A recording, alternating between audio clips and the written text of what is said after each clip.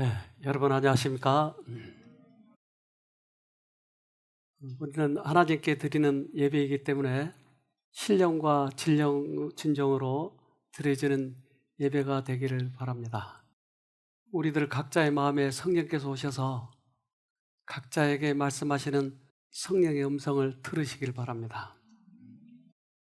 예수님이 이 땅에 오셔서 여러 가지 이적을 베풀어 주셨는데 한 번은 5,000명을 먹이신 그런 이적을 보여주셨습니다. 예수님께서는 그 5,000명에게 떡을 나눠주라고 말했어요. 그런데 예수님의 제자는 이렇게 말합니다. 요한복음 6장 9절 여기 사내 아이 하나가 가지고 온 작은 보리빵 5개와 작은 물고기 2마리가 있습니다. 하지만 이것만 가지고 이렇게 많은 사람을 어떻게 먹이겠습니까? 비록 예수님을 따라다니는 제자였지만 그는 이 오병이어 고기 2마리와 떡 5개로 어떻게 먹일 수 있을까? 그것이 고민이었어요.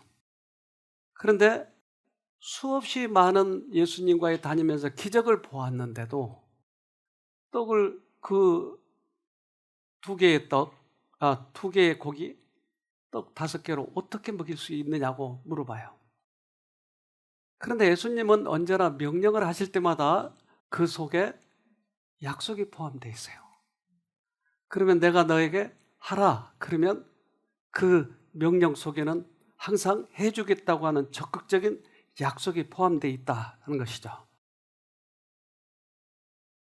요한복음 6장 11절 예수께서 떡을 가져 축사하신 후에 앉은 자들에게 나눠주시고 고기도 그렇게 저희의 원대로 주시다. 그래서 명령하신다. 즉 떡을 나눠주라. 그 말은 내가 떡을 다 만들어 줄 테니 나눠주라 이 말이에요. 그러니까 항상 전치사가 붙죠. 내가 해줄 테니 하라. 그것이 명령과 약속이에요. 우리 이 달나라에 식물이 살겠어요, 안 살겠어요? 네? 살아요? 못 살아요? 우리 내기 좀 할까요? 그런데 이 실험은 해봤어요. 달나라에 씨를 가지고 가가지고 그게 발화가 되겠는가? 한번 봅시다. 자, 인류 최초로 달 뒷면 착륙에 성공한 중국의 탐사선이요. 이번에는 달에서 식물의 싹을 틔우는 실험에 성공했다고 합니다. 지난 3일 달 뒷면에 착륙해 달의 지질 구조와 자원을 조사하고 있는 중국의 탐사 로봇 위투 2호에는 식물 생육 실험을 위한 특수 용기가 있다고 합니다. 이 안에는 지구에서 가져간 면화와 감자, 포도씨 등과 효모, 초파리 등의 생물체가 들어있어서 하나의 작은 생태계를 구성하고 있다고 하는데요. 중국 국가항천국은 지난 12일 면화를 비롯한 이들 씨앗이 싹을 틔운 것을 확인했다고 밝혔습니다. 미국 항공우주국 나사가 국제우주정거장에서 100일 초꽃을 피우는 데 성공한 적은 있지만 행성에서 식물을 재배한 것은 중국이 처음이라고 합니다. 환경과 관계없이 지구든지 달이든지 환경과 관계없이 씨가 심기면 자란다고 하는 거예요. 환경과 관계없이 하나님의 말씀의 씨가 들어오면 자란다고 하는 거예요. 이건 무슨 나무죠? 많이 잡숴보셨죠? 근데 감나무예요, 이거. 감나무 씨예요. 근데 감나무 이거 감 씨를 쪼개보면 이렇게 생겼어요.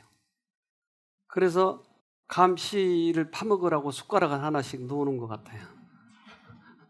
맞아요? 그런데 저 숟가락 같은 게 뭔가, 그래서 이것을 심으면 감 씨가 자라는 거예요. 즉 감나무, 큰 이 감나무를 축소시키면 저 모양이 되는 거예요. 그러니까 저게 올바른 조건이 되면 저게 감나무가 되는 것이에요. 하나님의 말씀은 씨가 저 숟가락 같은 게 들어있어서 우리 속에 들어오면 이게 감나무처럼 이루어지는 것이에요. 요한복음 6장 63절 살리는 것은 영이니 육은 무익하니라. 내가 너희에게 이른 말이 영이요 생명이라.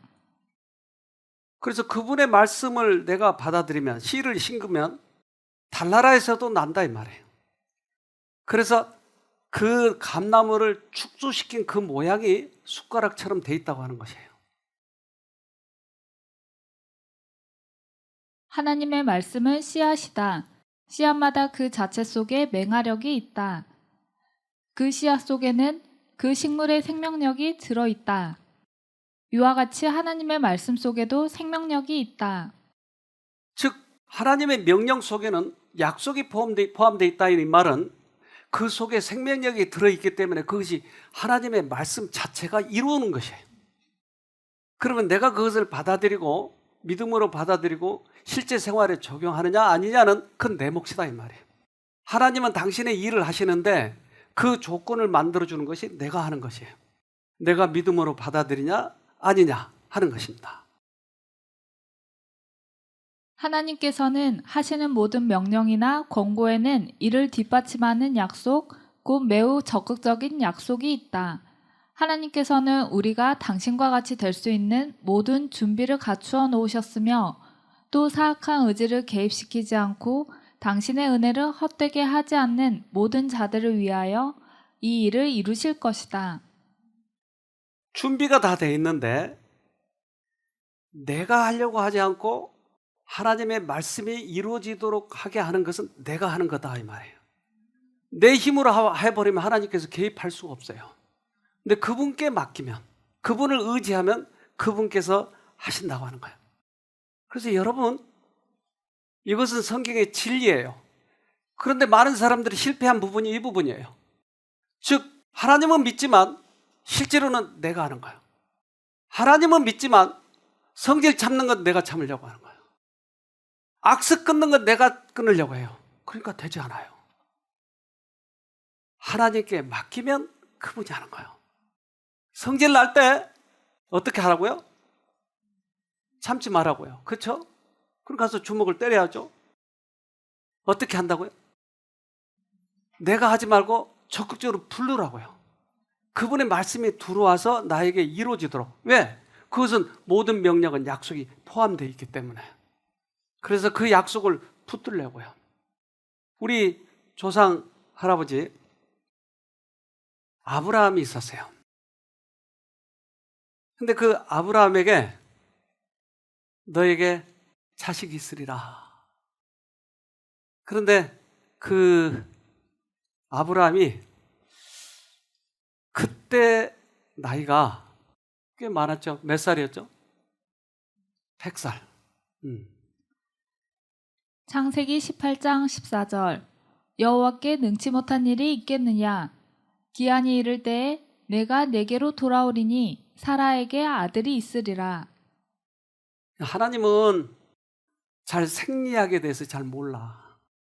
그러니 경수가 다 끊어졌는데 아들을 낳는다고 하는 것은 아직 하나님이 내 몸을 잘 몰라. 그리고 웃었어요. 사라가 그 말을 듣고 멀리서 웃었어요. 생리학도 모르신 분이에요. 하나님은. 웃기시는 분이에요. 근데 하나님은 그걸 몰랐다고요? 그분이 우리를 만드신 분인데 왜 모르겠어요? 알죠. 그러나 하나님께서는 여기에서 중요한 교훈을 주시기 위해서 너에게 아들이 있으리라. 이렇게 얘기를 했어요. 그래서 사라는 이랬어요. 창세기 18장 12절 사라가 속으로 웃고 이르되 내가 노쇠하였고 내 주인도 늙었으니 내게 어찌 낙이 있으리요. 경수가 끊어서 안 돼. 그런데 나중에 아들을 낳나요? 이름이 누구죠? 아, 웃음이에요. 그에게 교훈을 주는 거예요. 그러니까 이사가 부를 때마다 웃음아, 사라 네가 웃었잖아. 웃음아. 교훈을 준 거예요. 왜 믿지 못해? 그래서 그 아이 이름을 웃음이라고 지었어요. 이것은 하나님의 말씀 속에는 언제나 약속이 포함되어 있다고 하는 것을 잊어버리지 않도록 하기 위해서. 먼 훗날 이제 사가랴라고 하는 사람에게 천사가 찾아왔어요. 너에게 아들이 있을 거라고. 그러니까 이렇게 얘기합니다. 누가복음 1장 13절. 천사가 일러 가로되 사가랴여 무서워 말라. 너의 간구함이 들린지라. 내 아들 내 아내 엘리사벳이 내게 아들을 낳아주리니 그 이름을 요한이라 하라. 또 하나님의 생략을 모르시네요. 그런데 어쩜 이 죄인들의 반응이 비슷한지 모르겠어요. 누가복음 1장 18절. 사가랴가 천사에게 이르되 내가 이것을 어떻게 알리요? 내가 늙고 아내도 나이 많은 나이다. 똑같죠? 반응이. 나이가 많았는데 어떻게 나요? 그러니까 우리들의 사고방식은 세상에 익숙해 있고 우리들의 이 생각에 한계가 있어요. 항상. 그러니까 그 너머의 것을 우리는 주장하지 못하고 그런 이적을 경험하지 못해요. 그런데 하나님의 말씀은 항상 약속이 포함되어 있다고 하는 것이. 우리를 믿는 것은 하나님을 믿는 것이지 내 지혜를 믿는 거 아니다 이 말이에요. 똑같이 그들이 똑같이 반응을 하는 거예요. 웃었어요. 어떻게 나리요? 아브라함과 마리아의 아들의 출생과 같이 사가랴에게 아들의 출생은 큰 영적 진리, 곧 우리가 느리게 배우고 쉽게 잊어버리는 진리를 가르치기 위한 것이었다. 수없이 많은 기적을 보았어요. 하나님께서 이루시는 그런 이적들을 많이 보았지만 이걸 쉽게 잊어버린다 이 말이에요. 인간들이라고 하는 게 모두 다. 그래서 느리게 그걸 고통 속에서 배웠지만 잊어버릴 때는 삽시간에 잊어버린 것이에요. 이것을 우리에게 가르쳐 주려고 하는 교훈이 끊임없이 우리에게 주어지는 것이에요. 각 시험 속에서도 이것이 포함되어 있는 것이죠. 우리 스스로는 아무런 선을 행할 수 없다. 그러나 우리가 할 수 없는 것도 순복하고 믿는 영혼 속에서 하나님의 능력으로 말미암아 이루어질 것이다. 약속의 아들을 얻는 것은 믿음을 통하여 된 것이었다. 영적 생명을 낳게 하고 우리로 의로운 행실을 할 수 있는 능력을 얻게 되는 것도 믿음으로 말미암아 되는 것이다. 자, 우리는 다시 우리의 믿음을 점검해 봐야 돼요. 그동안에 내 힘으로 신앙생활을 해왔고 내가 스스로 율법을 지켰다면 이제부터는 그걸 포기하세요. 그리고 매 순간마다 매 사건마다 하나님을 의지해서 이루도록 해보세요. 이것을 우리가 우리의 생애에 적용시킬 때 비로소 우리는 믿음이 자라기 시작하는 것이에요. 평생을 신앙생활 해왔지만 이것을 경험해보지 못하니까 내 힘으로만 하니까 깡다고만 늘어났어요. 으쌰 나는 믿음이야. 믿음으로 해. 나 율법 이렇게도 잘 지켰어. 내 선도 이렇게 잘 내가 그동안 추진해왔어. 선도 이루어왔어. 그러다 보니까 믿음이 하나도 없는 거예요. 깡만 늘어난 거예요. 자기 자랑만 하는 거예요. 예수님 자랑하지 않는 거예요. 우리나라에 수달이 있는데 요즘에 수달이 점점점 숫자가 줄어들어서 보호 동물이래요. 근데 이 수달은 새끼들을 기를 때 그 새끼들을 훈련을 참 잘 시켜요. 그래서 새끼 수달은 수영을 잘 못해요. 그냥 수영하는 법부터 가르치더라고요. 우리 영상으로 좀 볼까요?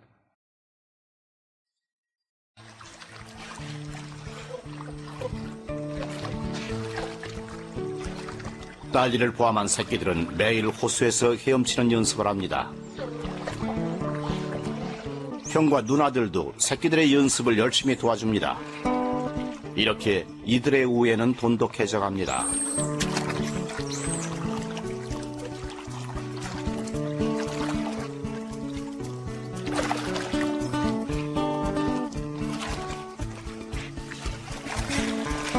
가족 사이의 유대 관계는 중요합니다.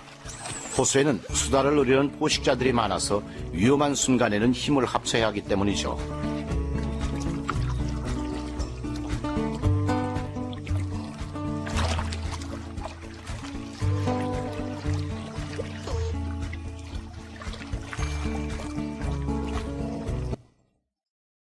아, 수달이 참 지혜롭네요. 새끼들을 훈련시킬 때 쉬운 것부터. 그러면 새끼들은 엄마에게 딱 맡기는 거예요. 숨 쉬고 헤엄치는 법을 가르쳐 주는 거예요. 우리를 맡기면 우리는 어느 날 수영을 잘하게 되는 거죠. 내가 하지 말고 주님께 나를 맡기면 어느 날 나는 믿음이 커지는 것이에요. 우리는 세상의 표준을 맞추려고 하니까 힘들고 고달파요.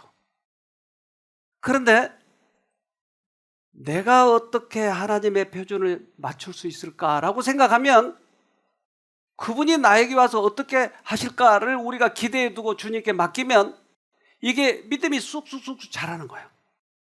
이것을 우리가 십자가를 진다고 얘기해요. 그리고 십자가를 지면 내가 할 일은 너무너무 쉬운 거예요. 이제까지는 내 힘으로 하려고 했지만 주님께 맡기니까 너무 쉬운 거예요. 마태복음 11장 29절로 30절. 나는 마음이 온유하고 겸손하니 나의 멍에를 메고 내게 배우라. 그러면 너희 마음이 쉼을 얻으리니 이는 내 멍에는 쉽고 내 짐은 가벼움이라 하시니라. 따라서 얼마만큼 내가 선한 일을 많이 했느냐, 율법을 많이 지켰느냐, 이게 중요한 게 아니고 내가 얼마만큼 주님께 표준을 맞췄느냐 이거예요. 나를 어떻게 주님께 맡겨버리느냐, 나의 영적 구조가 이제는 내가 하지 않고 주님께 맡기느냐, 이거다 이 말이에요. 이걸 배우게 하시는 거예요. 그래서 우리의 믿음의 선배들이 그 일에 수없이 많이 실패했지만 결국은 하나님의 지도하심에 맡겼을 때 그를 하나님께서 기가 막힌 방법으로 이끌어 가시고 그를 통해서 일을 하시는 거예요. 모세는 결국 그렇게 해서 처음에는 실패했어요. 그는 애굽 사람이 이스라엘 사람들을 핍박하는 것을 보고 그를 죽여버리고 말아요. 그래서 이 백성들을 해방시키고자 노력을 했어요. 그것은 자기의 생각이었지 하나님의 아이디어가 아니었어요. 애굽 사람을 죽임으로 모세는 조상들이 누누이 범한 과오, 곧 하나님께서 하시겠다고 약속하신 일을 자신들의 손으로 처리한 과오를 반복하였다. 우리 조상들도 이거 가지고 계속 실패하는 거예요. 내가 해버린 거예요. 주님께 맡겨야 될 텐데. 그러면 주님께서 어떻게 하시나를 계속 기다려주고 인내하는 사람들은 믿음이 자라는 것이에요. 하나님의 뜻은 모세가 생각한 대로 전쟁으로 그분의 백성을 해방시키는 것이 아니라 영광이 그분께만 돌려지도록 그분 자신의 능하신 힘으로 하시는 것이었다.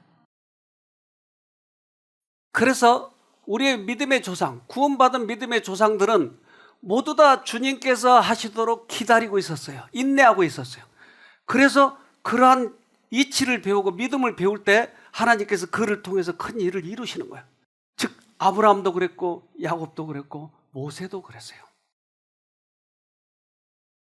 그는 아브라함과 야곱이 배운 동일한 믿음의 교훈, 하나님의 약속의 성취를 위하여는 인간의 힘이나 지혜를 의지하지 말고 그분의 능력에 의지할 것을 배워야 했다.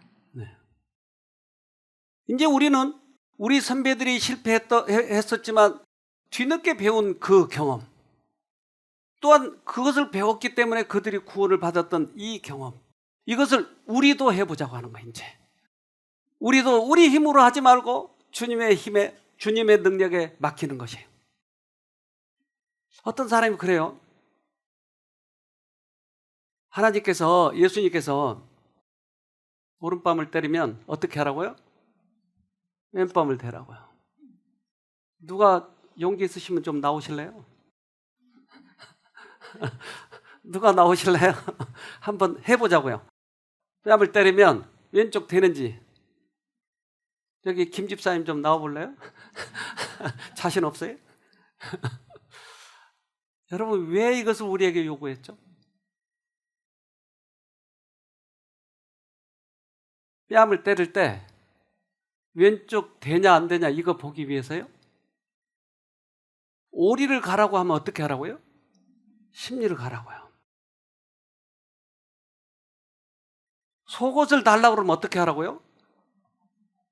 여러분 한번 해보자니까요. 왜 이런 말씀 하셨을까요? 왜요? 지난번에 어떤 분이 그것에 대해서 물어보더라고요. 그러면 깡이 얼마나 센가 안 센가? 난 참을 수 있어. 이 말인가요? 뭐죠? 주님으로부터 내가 배울 때 내 힘으로 하지 않았고 하나님께서 명령하는 그 명령을 모두 다 그것을 약속이 포함되어 있다고 하는 것으로 받아들이면 내 안에서 그 약속이 이루어질까요?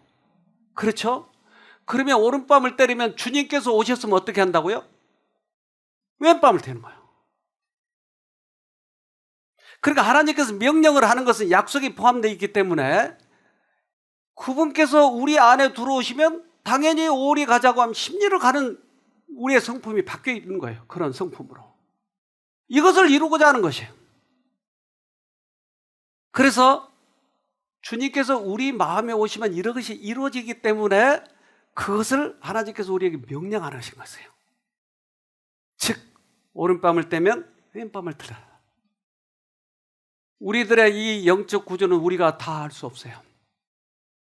그런데 이 영적 구조는 사람마다 다 달라요. 근데 우리 마음에는 외부의 눈처럼 우리 마음에도 눈이 있어요. 그래서 이 마음의 눈은 뭐죠? 마음의 눈이 달렸나요? 어디예요? 양심이에요.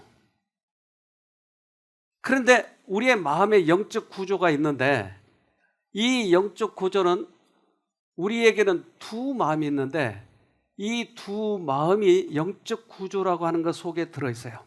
마치 계란에 흰자위와 노른자위가 있는 것처럼 두 마음이 들어있어요. 그래서 껍질과 흰자위와 씨가 들어있고 노른자위가 있는 것처럼 우리들의 마음에는 두 가지 마음이 있어요. 노른자위와 흰자위처럼. 그런데 이 노른자위와 흰자위가 계란이 깨지기 전까지는 이게 작동을 해요.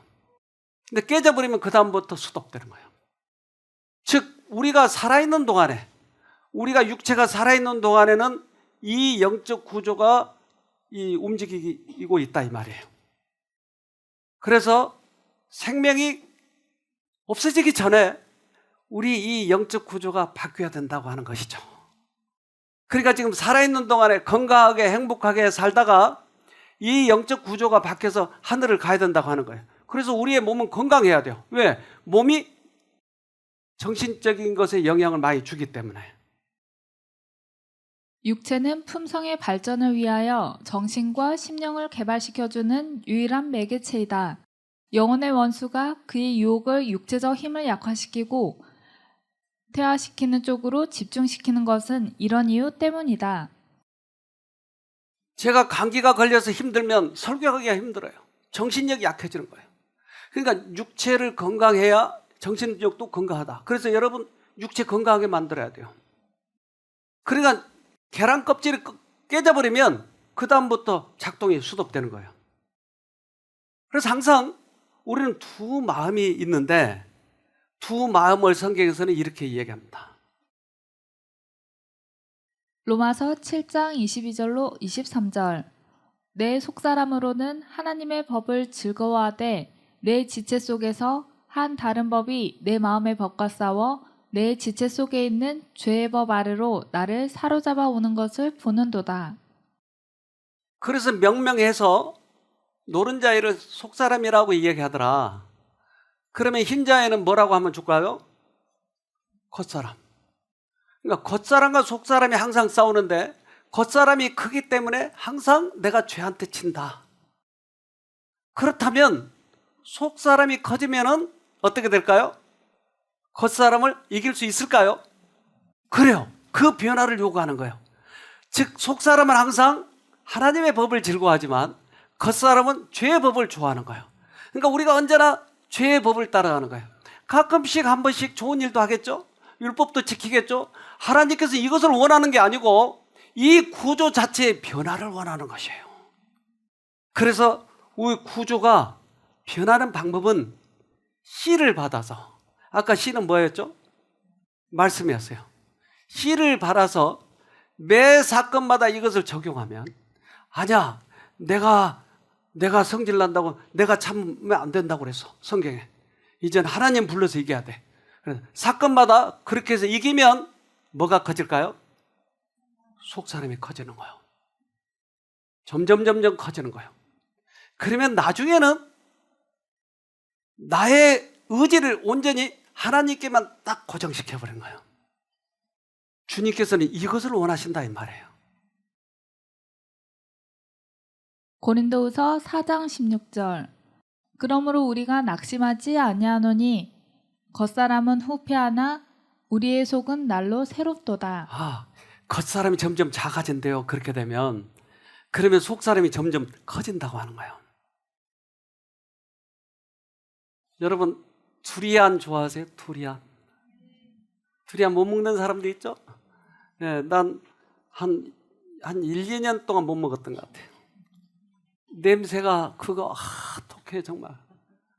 그래서 그 호텔에 이거 가지고 못 들어가게 하더라고요. 그러니까 밖에서 버려요. 이게 내가 못 먹으니까. 그래서 두리안 맛있다고 몇 번 그래서 살 때마다 실패한 거예요. 동물들에게 두리안을 한번 먹여보려고 했어요. 그 영상을 좀 봅시다.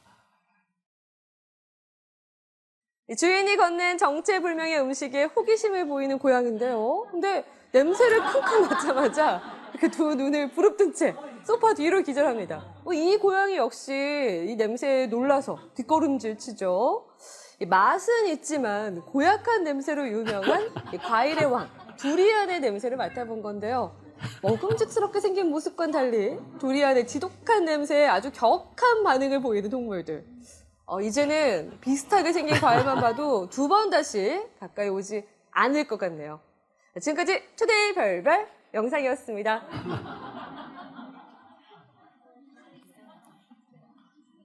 어떻게 고양이가 기절해버리죠? 근데 어떤 사람은 이 두리안을 엄청 좋아해요.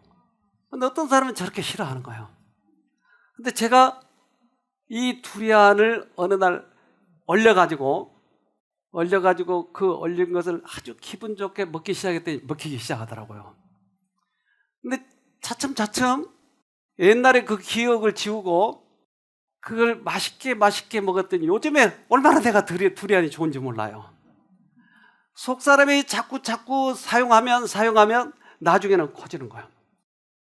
그래서 우리가 부활할 때는 완전히 하나님의 사람으로 부활가 되는 것이에요. 빌립보서 3장 8절. 그렇습니다. 나의 주님 그리스도 예수를 알게 된 것이 너무도 존귀해서 이것과 비교하면 다른 것은 다 무가치하게 여겨질 뿐입니다. 나는 그리스도 외에는 다 쓰레기처럼 여기고 모두 내버렸습니다. 그리스도를 얻기 위해 그렇게 한 것입니다. 예수가 너무나 존귀한 것이기 때문에, 내 인생의 모든 것이 되었기 때문에, 나를 선하게 만드는 그분이었기 때문에 이제 다른 모든 그동안의 깡들은 다 버려버리고 오직 예수만이 가장 귀한 것이에요. 우리가 이렇게 바뀌는 거예요. 그래서 어떤 사건이 닥쳐오면 우리가 아무리 힘든 것이라도 주님께 의탁해서 일어나고 하는 것이 신앙생활이다라고 하는 것입니다. 잠언 24장 16절. 의인은 7번 넘어져도 다시 일어나지만 악인은 재앙이 닥치면 망하고 만다. 네. 의인과 악인의 차이는 일어나고 못 일어나고 차이예요. 그래서 의인은 아무리 넘어져도 영적 구조 자체가 그렇게 돼 있어요. 예수님 보고 일어나는 것이에요. 영적 구조 자체가. 이것을 의인이라고 한 거예요. 한 번 선한 일을 했고 한 번 율법 지켰기 때문에 그걸 구원이라고 얘기하잖아요. 우리는 하늘 들어가기 위해서는 이 일을 해야 되는데 우리나라는 입시 제도가 이 대학을 어느 대학을 들어가느냐에 따라서 그게 굉장히 중요해요. 외국에 비해서 훨씬 심해요, 우리나라가. 그러니까 이 수능 시험을 본다고 하는 것은 얼마나 중요한지 몰라요. 여기 학생 여러분, 어차피 우리가 인생 생활할 바에야 요 대학을 좀 잘 가보도록 합시다. 네. 네. 그런데 이 수능 시험은 저기 지금 프랭카트에 있는 것처럼 수학 능력 시험이에요. 수학 능력 시험이라고 하는 것은 대학에 들어가서 공부를 받아들이는 능력이 있는가 없는가의 시험이에요. 그래서 한 번만에 누가 많이 맞추느냐 이거보다 수학 능력 시험은 대학에 들어가서 공부를 할 수 있는 능력이 있는가 없는가를 판별하는 시험이에요, 이게. 우리는 이곳에서 점수를 많이 맞추려고 하기 때문에 대부분 여기에 속고 말아요. 근데 하늘에 들어가기 위해서는 내가 하늘에 가서 이 수없이 많은 하늘의 것을 받아들일 수 있는 능력이 있느냐 없느냐 그 시험이다 이 말이에요. 즉 우리들의 영적 구조가 그렇게 바뀌었냐 아니냐는 거예요. 근데 우리는 선을 많이 축적해서 구원 얻으려고 해요. 율법을 많이 지켜가지고 구원 얻으려고 하니까 실패를 많이 하는 거예요. 근데 그런 시험이 아니고 하늘의 시험은 내가 하나님께 계속 고정되어 있고 그 방향으로 구성되어 있는지 아닌지 이 시험을 보는 거예요. 이게 하늘 가는 시험이에요. 그리스도인 품성의 완전에 이르고 하나님의 뜻과 일치되기 위하여 끊임없이 노력하는 것이 우리의 평생 과업이다. 지상에서 시작된 노력은 영원을 통하여 계속될 것이다. 네. 우리의 품성이 하나님께 향한 그 품성이 되느냐 안 되느냐는 것이에요. 아버지와 아들과 많이 닮죠. 때로 손자하고도 닮더라고요. 뒷짐지고 가는 이 모습이 얼마나 닮은지 몰라요. 근데 저 아이는 어리지만 어쨌든 길거리 다니는 폼이 뒷짐지고 걸어야 이게 딱 자기에게 맞는 폼이에요. 항상 아버지 뒤를 따라다니가 이렇게 된 거예요.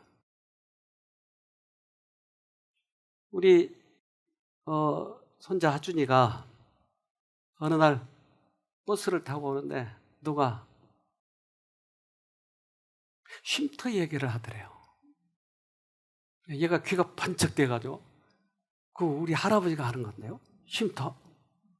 그래서 쉼터에서 적극적으로 설명을 했대요.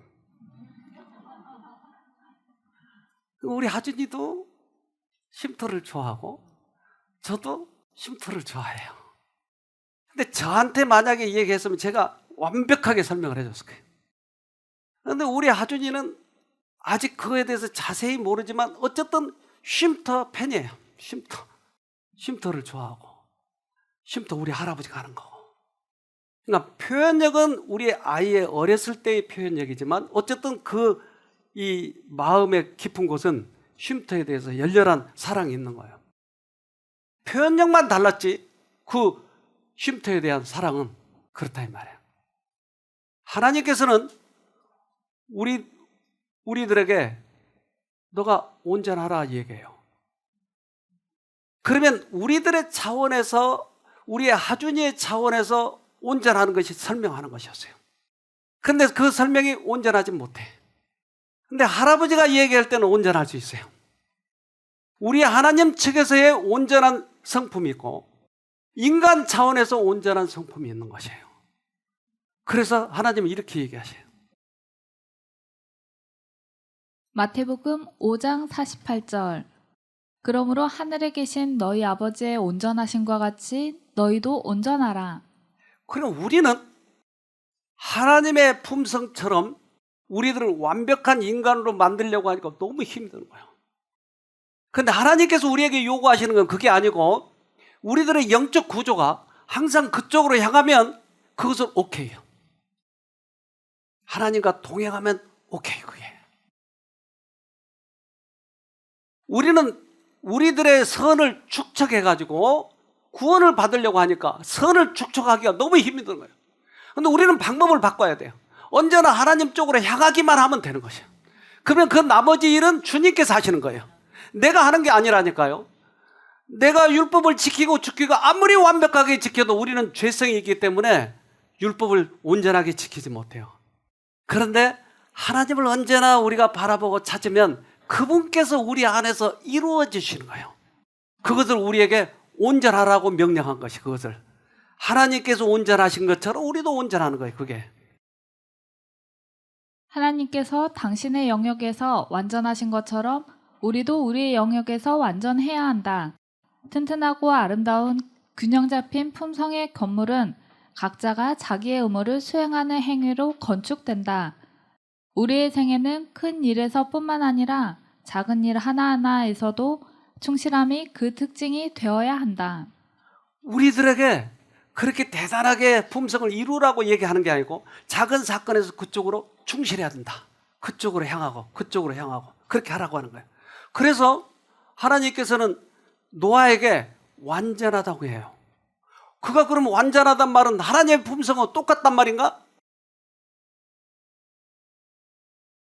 창세기 6장 9절 노아의 사적은 이러하니라. 노아는 의인이요 당세의 완전한 자라. 그가 하나님과 동행하였으며. 완전하다는 말은 무슨 말이에요? 동행한다 이 말이에요. 나 혼자 하지 말고 예수님한테 부탁하고 예수님께 언제나 의지하고 그렇게 하라. 이것을 완전하다라고 얘기를 하는 거예요. 그럼 우리가 해야 할 일은 뭐예요? 계속 바라보는 거예요. 계속 예수님을 바라보는 거예요. 그래서 어린 아이들, 이제 눈 뜬 지 얼마 안 된 이제 2, 3개월 된 아이들, 그 엄마만 쳐다보는 아이들, 그들에게 실험을 해봤더니 엄마가 혀를 내미니까 아이가 똑같이 혀를 내미는 것이에요. 우리들의 이 정신세계 속에서는 이게 프로그램이 내장되어 있다고 하는 거예요. 즉 상대방의 표정을 따라서 하는 거예요. 그럼 원숭이에게 실험해봤더니 원숭이가 한 박자 늦는 거예요. 나중에 혀를 내미는 거예요. 그래서 우리가 완전하려면, 내가 온전하니 너희가 온전하려면 어떻게 해야 된다고요? 계속 바라보는 거예요. 계속 바라보는 거예요. 우리들은 바라봄으로 변화하게 된다. 거룩한 모본이신 주님의 완전하심을 명상할 때 우리들은 완전한 변화를 입으려는 욕망을 품게 될 것이며 주님의 순결하신 형상을 따라 새로 지음을 입게 될 것이다. 품성의 변화가 이루어지며 진노의 자식이 하나님의 자녀가 되게 하는 것은 하나님의 아들을 믿는 믿음 때문인 것이다. 주님께서 보시는 것은 나의 품성의 완성도를 보는 것이 아니고 우리들이 바라보는 각도가 고정되어 있느냐 하는 것이에요. 이것으로 하나님께서는 구원하시는 거예요. 그러니 여러분 부담 갖지 말고 끝까지 예수님 바라보는 이 습관만 들이자고요. 내가 하려고 하지 말고 주님께서 하시도록 맡기는 것이에요. 계속. 우리 인간들과 가장 닮은 동물이 뭐죠? 원숭이, 침팬지. 근데 이 침팬지가 그 엄마를 오랜만에 만나요. 그 장면을 좀 봅시다. 작은 침팬지는 몇 년 전에 자신을 구해주었던 자원봉사자를 다시 만나게 되자 미칠 듯한 기쁨에 사로잡혀 버렸습니다.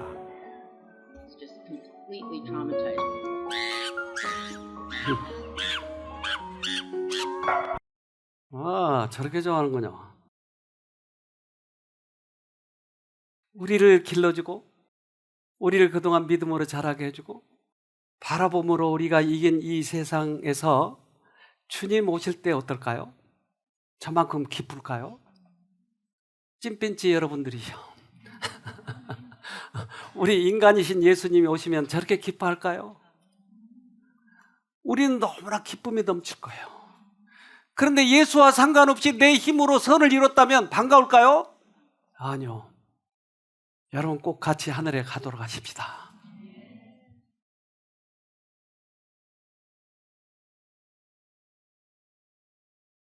하늘에 계신 아버지, 그동안 굽이 우리들의 생애를 보호해 주시고 가장 필요 적절할 때 불러주시고 위로하시고 회복시켜 주셔서 감사합니다. 그래서 그 주님의 은혜를 잊어버리지 않으려고 합니다. 앞으로도 험난한 세상살이를 살아야 되겠지만 언제나 우리 아버지가 옆에 계셔서 도움을 주시니 얼마나 감사한지 모르겠습니다. 지금까지 우리 힘으로 하려고 했던 모든 그런 의도들을 이제 멈추게 도와주시고 온전히 주님의 따뜻한 품에 안기도록 도와주시옵소서. 그래서 내가 하지 말고 주님의 능력으로 하는 그러한 신앙생활이 되도록 도와주시옵소서. 그것이 우리 믿음의 선배들이 승리했던 길이었던 것을 다시 확인했습니다. 우리 그동안 피곤하고 지친 몸 주님 앞에 맡기고 주님께서 하신 대로 따라가는 저희가 되도록 도와주시옵소서. 그래서 우리도 믿음의 대열에 서서 우리 믿음의 선배들이 갔던 그 길 가면서 주님과 동행하면서 주님이 위로하심을 받도록 하시고 주님께서 가라고 하는 그곳으로 갈 수 있도록 도와주시옵소서. 그래서 주님 만날 때 얼마나 감격스럽고 우리 마음의 기쁨이 크겠습니까? 꼭 그 주님을 만나는 우리 모두가 되도록 이 땅에서 승리해서 우리 모두 하늘에 가서 같이 살 수 있도록 축복해 주시옵소서. 우리를 죄에서 구원하신 예수님 이름으로 기도합니다. 아멘.